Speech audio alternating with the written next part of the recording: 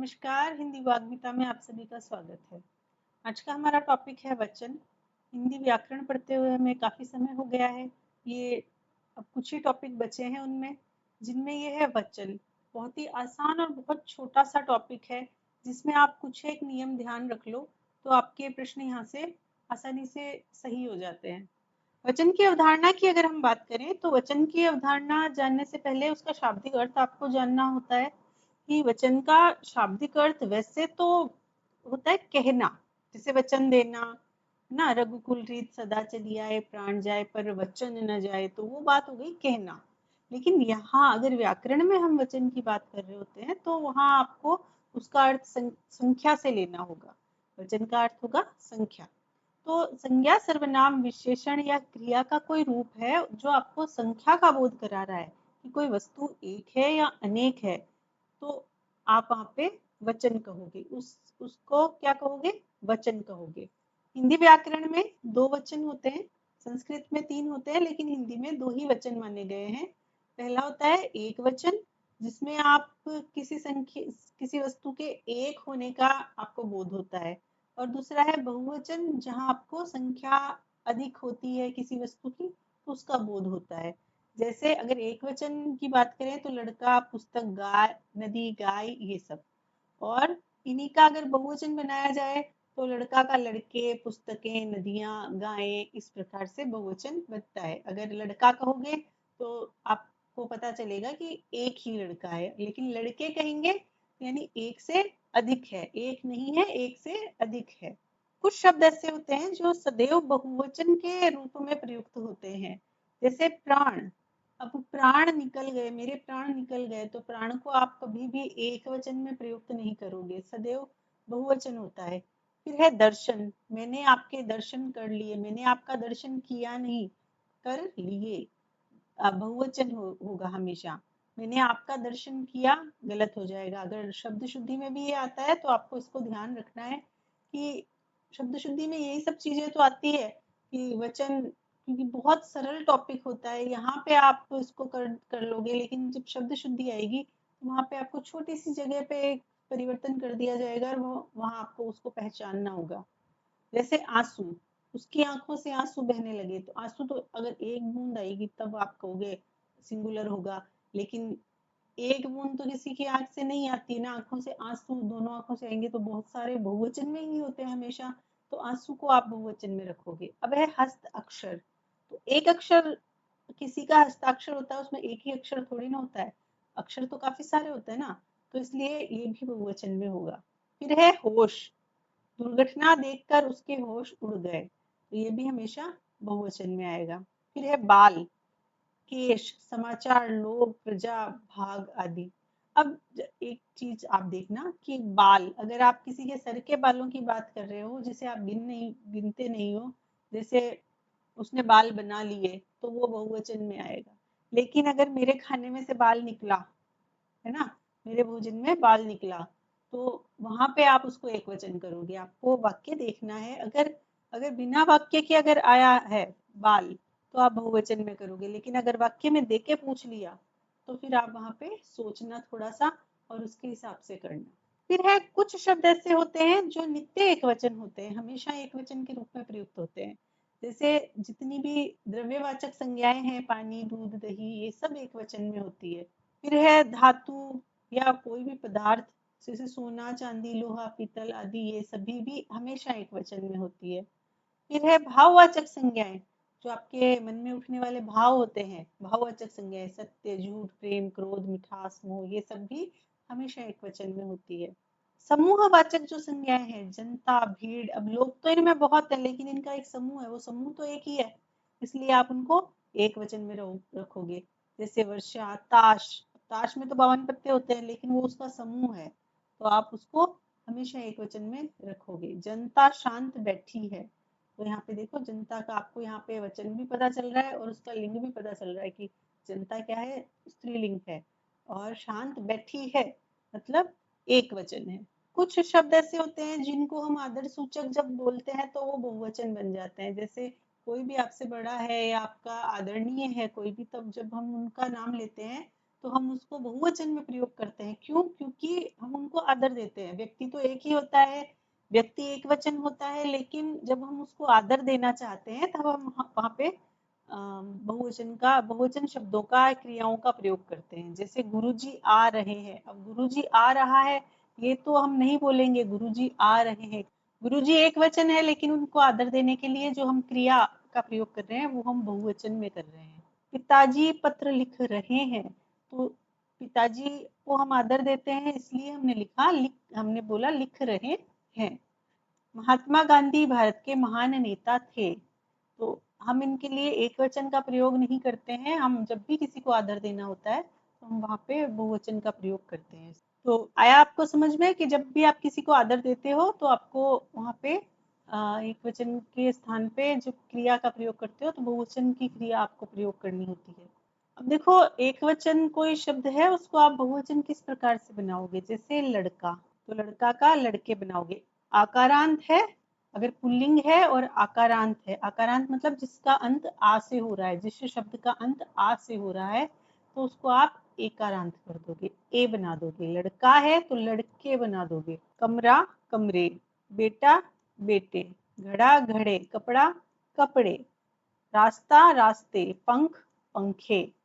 इस प्रकार से आकारांत शब्द को एकारांत में बदल के आप बहुवचन बनाते हो। फिर है अकारांत स्त्रीलिंग। अकारांत मतलब ऐसे जिसके शब्द के अंत में अ आ रहा हो, तो उसको ए बना दोगे, ए ऊपर चंद्र बिंदु। जैसे बात बातें, रात रातें, पुस्तक पुस्तकें, सड़क सड़कें। और आकारांत है तो उसका भी आपको ए बनाना है, ए ऊपर चंद्र बिंदु। क्या बन गया? ए। कन्या कन्याएं, भाषा भाषाएं, महिला महिलाएं, कविता कविताएं। आपको ए जोड़ना है, लिखना है, बिल्कुल मात्रा नहीं बदलनी है। कन्या तो कन्या है, साथ में हमने ए और जोड़ दिया, साथ में हमने ए और जोड़ दिया।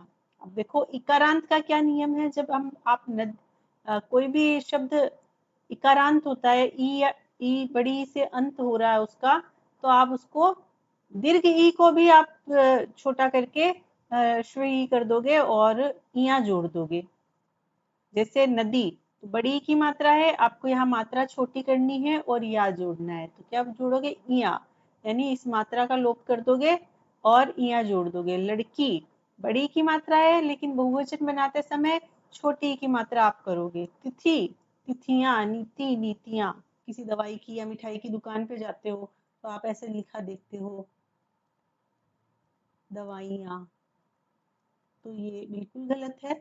आप ऐसे लिखोगे, दवाइयाँ, ये सही है ना? लिख देते हैं, लिखने में वैसे कोई वो नहीं है, लेकिन व्याकरणिक रूप से अगर आप पढ़ रहे हो तो आप इसी को सही मानोगे। वैसे ही मिठाइयाँ, मिठाई बड़ी की मात्रा होती है, लेकिन जब बहुवचन बनाते हैं तो मिठाइयाँ, मिठाइयाँ, इया छोटी छोटी की मात्रा आती है। देखो कुछ शब्द ऐसे होते हैं जिनमें हम कोई शब्द जो कोई भी प्रत्यय जोड़ के हम उनको बहुवचन नहीं बनाते हैं, उनके साथ में गण, वृंद, जन, वर्ग, मंडल, इस प्रकार के शब्द जब जोड़ते हैं तो वो बहुवचन बनते हैं। जैसे मंत्रिमंडल है ना, मंत्री, एक मंत्री है तो मंत्री है, लेकिन जब आप मंत्रिमंडल जोड़ोगे तो वो मंत्रियों का पूरा मंडल आएगा और वो बहुवचन होगा। मंत्री का बहुवचन क्या होगा? मंत्रिमंडल। जैसे शिक्षक और छात्र, शिक्षक गण, छात्र गण। बालक और पक्षी, वृंद, बालक वृंद, पक्षी वृंद।